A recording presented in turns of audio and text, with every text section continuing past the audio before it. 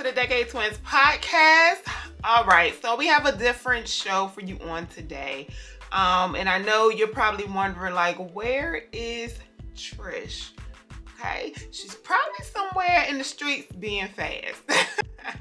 No, this is a new segment that we're working into our shows where you get to, where we chat with you by ourselves and you get to know us individually. Trisha did a show on our podcast platform by herself where she was just talking about some of the different things that she's went through, being a single mother, being a Black woman, being in the dating world, all of that. So today it's my turn, okay? For you to get to know a little more about Monie, okay? That's my name, Monie. So this is a segment that we're going to be just working into the show. So sometimes it will be both of us, and then sometimes, a couple of times, it will just be us by ourselves individually. So yeah, so hopefully you enjoy this chat with Monie.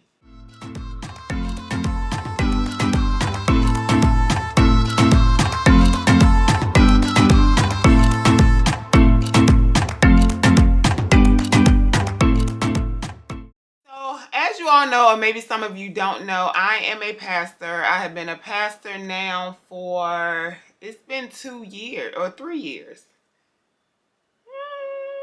2 or 3 years. But I have been in ministry for a long time. I lost count.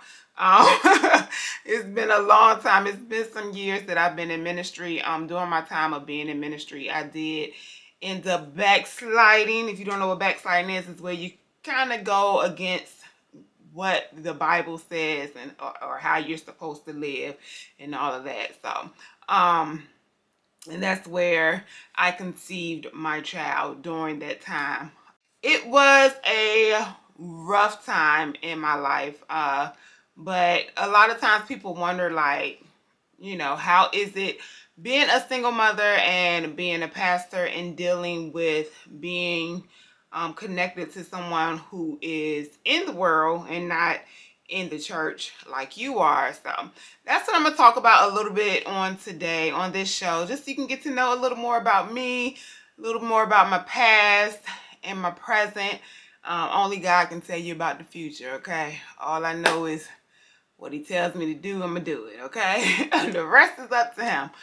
During that time when I ended up leaving out of the church, my family experienced a tragic death. My brother was taken from us. He was murdered, and it really was a heavy weight that was placed on the family. A lot of things changed during that time. A lot of us changed during that time. Myself, I changed. I was in the church heavy then, but I ended up leaving out of the church because I honestly got mad with God, knowing that he didn't do it. I never blamed God and said that God did this or God allowed this to happen, because I truly believe that we all have choices. We all have the option and the power of choice, the power to make our own decisions. We have those options there, and it's up to us to choose whether to go the right way or the wrong way. So I know that God didn't do it, but I became mad with him for allowing it to happen, you know. And it caused me to kind of turn my back on the church. I didn't want anything to do with the church. I didn't want to sing. I didn't want to preach. Nothing to do with the church during that time, because I was going through my brother being taken from us. So that's when I got myself out there in the world and was doing things that was totally against what I believed in and what I felt was the right way for me to go. I was totally going the opposite direction. So it was someone who I was in love with even while I was in the church. I met him while I was in the church. In love with him, like dangerously in love, which is one reason why I am so choosy and so cautious with who I connect myself to this time and who I choose to fall in love with this time because I love hard and I love deep. And I have to be careful, with that. I love so much to the point where I lost myself in it. It was always what makes them happy, what would they want, how they want me to look, how they want me to dress, how they want me to do that. And I've totally lost my own personality. Like my personality, my character was buried. Okay. It was still there, but I wasn't nurturing the real her, because I was just so focused on that person. And it was dangerous because when the rejection came and they didn't want me, it caused me to look down at myself like, well, maybe if I was this, or maybe if I was that, or maybe if I did things this way, I would still have my full complete family. I wouldn't be by myself or single or whatever, raising this child.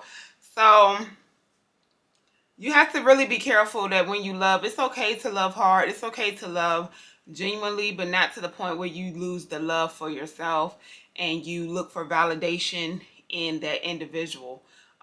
You have to be satisfied with yourself. You have to love yourself first before you can love someone else the right way. Because even though I love that person deep and I love them genuinely and I loved hard, it wasn't good even for them because it caused me to really spoil them and cause them where and it caused them to treat me any kind of way because they knew that I would still be there.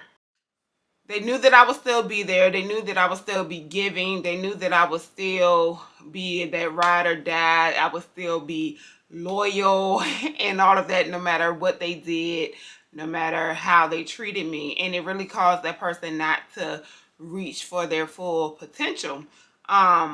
Because I was okay as long as I had them, because I just totally lost my self-love, my self-worth, my self-esteem, my self-confidence, all of that. And really it was, for me, it was my relationship with God weakened. So with that being weakened, which was a part of my identity, when that was weakened, it also caused my identity to be weakened as well. I didn't know who I was. I was just doing things that they would do. Like it was totally against my character, totally against my personality. But because I was turning into them, because that's where my focus was, that's why I found myself in a lot of situations that if I could do it all over again, I honestly, when I think about it, I would, because it has made me who I am today. It's made me appreciate my relationship with God. It has made me appreciate my son.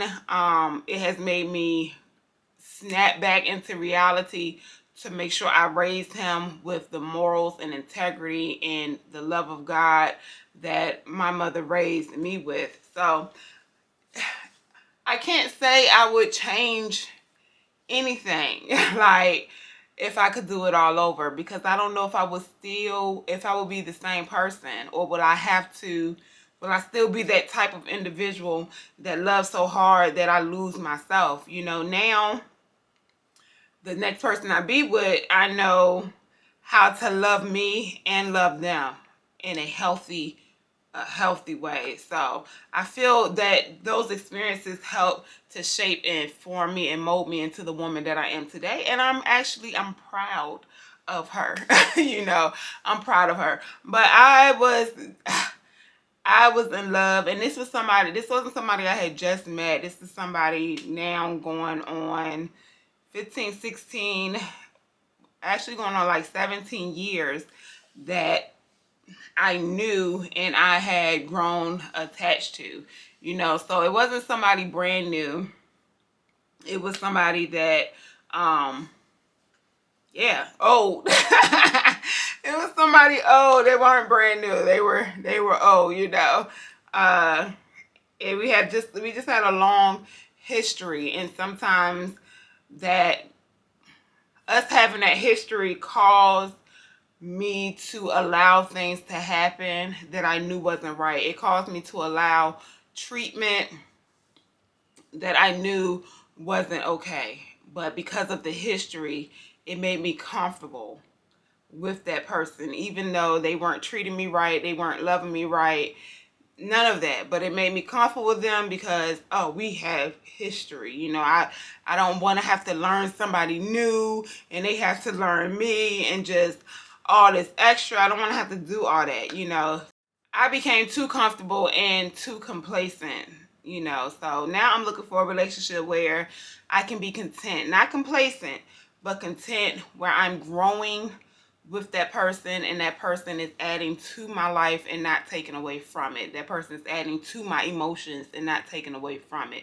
That person is adding to my mental health and not taking away from it, you know. So, and not just me, but now I have a young man that I'm raising. So the person that I end up being with, I have to make sure that he's adding to my son's life as well. Good things that will benefit my child, that will benefit my household, that will even benefit my ministry. So yeah, that's where I am now. I went through a lot of tears. There's a lot of tears, a lot of rejection, just over and over and over again by the same person, like. And they will come back and I'm like, oh, maybe he's changed, and then it will happen again, and then I'll allow him to come back, oh, you know, he's talking different, you know, growth has happened, maybe this is going to be different this time, and then it will happen again. But I can't blame him. I was trying to be the woman to change him, you know, to love him into changing. But a person has to want to change for themselves. A person has to first come to the knowledge that they need to change. You know, sometimes people don't change because they don't feel they need to. They don't see their wrongs. They don't see their shortcomings. And if they're satisfied with themselves, that's okay, you know. Do you.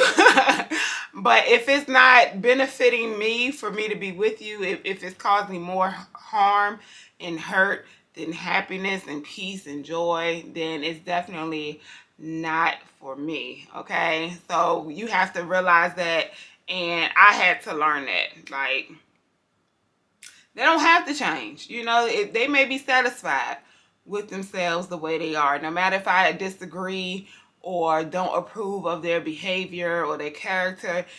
That's me. They may be okay with that, you know. So that don't mean I have to accept it and keep myself linked to them, you know what I'm saying? So yeah. You have to teach people how to treat you. You have to teach people how to love you. And you teach them by how you treat yourself, how you love yourself, what you accept and what you don't accept, what you allow and what you don't allow. Now I'm just like, yeah, I don't like that, so no, you know.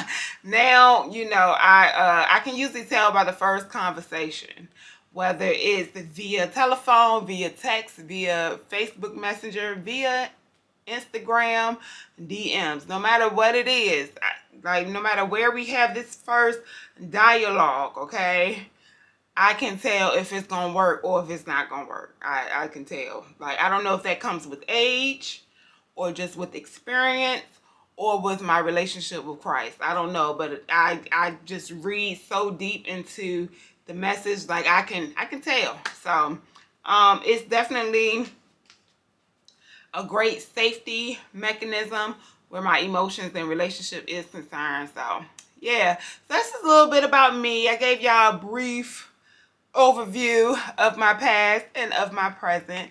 So yeah, that is it. Thank you all so much for watching. Don't forget to subscribe to this channel for more videos like this. And also don't forget to leave us some comments in the comment section down below so we can talk back with you. And also share our podcast, share our channel with any and everyone who may enjoy videos like these. Okay, so next show, I'll have my partner here with me. So tune in on every Monday and every Friday, 12 p.m. Eastern Standard Time. Videos will be released on YouTube. And every Saturday, 12 p.m. Eastern Standard Time, podcast shows will be released on the podcast platforms. Just Google in Decade Twins Podcast and they all will pop up for you. And you can choose whichever one you want to listen on. So yeah, that's the end. All right, I'm out. Bye. So if you enjoyed this video today, be sure to click on one of these links to view more, and also click on the link right here to subscribe, and make sure you hit the notification bell so that you know when we upload. All right, y'all. Peace.